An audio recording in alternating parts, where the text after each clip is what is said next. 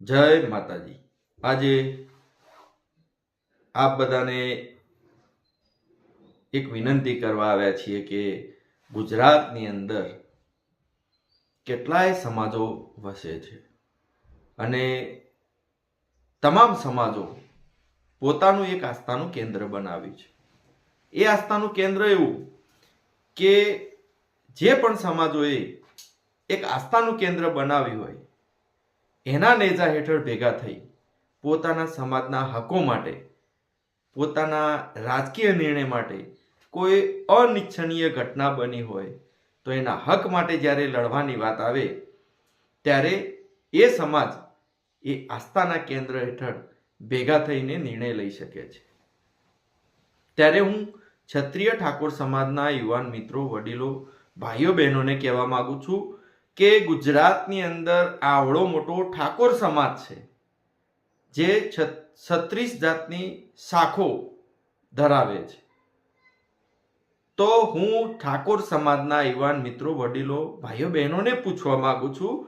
કે આપણું કોઈ એવું આસ્થાનું કેન્દ્ર ખરું કે જ્યાં આપણે બધા એક થઈને બેસી શકીએ અને એ આસ્થાના કેન્દ્ર હેઠળ બેસી અને ક્ષત્રિય ઠાકોર સમાજ માટે ક્યાંક કોઈ અનિચ્છનીય ઘટના બની હોય, ક્યાંક કોઈ સમાજના હકની લડત હોય, ક્યાંક કોઈ રાજકીય બાબતે જો કોઈ ચર્ચા કરવી હોય તો આપણી પાસે એવું કોઈ આસ્થાનું કેન્દ્ર નથી। અને આજ સુધી ઠાકોર સમાજનો ફક્ત વેર વિખેર કરવામાં રાજકીય નેતાઓએ મોટા પાયે ભાગ લીધો છે અને આ સમાજને અલગ રાખવામાં ગામે ગામ જે ભાગ ભજવે છે એ રાજકીય નેતાઓ ક્યારેય આ સમાજનું સારું વિચારવાના નથી। કારણ કે એમને તો એવું જ છે કે ગુજરાતની અંદર જો કદાચ ઠાકોર સમાજ એક થશે અને ઠાકોર સમાજનું કદાચ ક્યાંક આવડું મોટું એક ધર્મ એટલે કે આવું ધાર્મિક સ્થળ બનશે, ભવાની ધામ બનશે અને 36 શાખાના ત્યાં અંદર મંદિરો બનશે ને ક્યાંક ઠાકોર સમાજ એક થશે તો કોઈની તાકાત નથી કે ગુજરાતની અંદર મુખ્યમંત્રી ઠાકોર સિવાય બીજો કોઈ હોઈ શકે। એટલે ગુજરાતના ક્ષત્રિય ઠાકોર સમાજના તમામ યુવાન મિત્રો, વડીલો, ભાઈઓ બહેનોને કહેવા માંગુ છું કે આજે આપણે જાગવાનો સમય આવ્યો છે।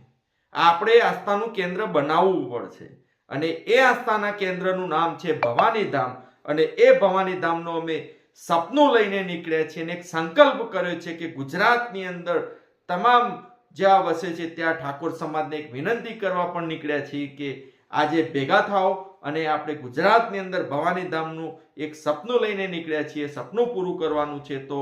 રાજકીય બાબત મૂકી દેજો, કોઈ સંગઠનનું કામ કરતા હોય એ પણ ભૂલી જજો, કારણ કે કોઈ સંગઠન, કોઈ સંસ્થા જે પણ કરતા હોય એક સાઈડ મૂકી અને આ ભવાની ધામનું જે સપનું લઈને નીકળ્યા છીએ એ સપનું સાકાર કરવા માટે તમે સાથ ને સહકાર આપજો, કારણ કે અભી નહીં તો કભી નહીં એ વાત યાદ રાખજો। કારણ કે ક્ષત્રિય ઠાકોર સમાજને ક્યાંક ને ક્યાંક હકની લડત આપવી હોય, ક્યાંક ને ક્યાંક કોઈ અનિચ્છનીય ઘટના બની હોય તો મિત્રો આપણે ક્યાંય ભેગા થઈ શકતા નથી। આપણે ક્યાંક ભેગા થવું હોય તો આપણે કોઈકની વાડી રાખવી પડે, કોઈક એવી સરકારી જમીનમાં સભાઓ કરવી પડે, ક્યાંક મંજૂરી માંગવી પડે। સાહેબ, આપણી પાસે કોઈ જગ્યા જ નથી કે ગુજરાતની અંદર મારો ઠાકોર સમાજ ભેગો થાય અને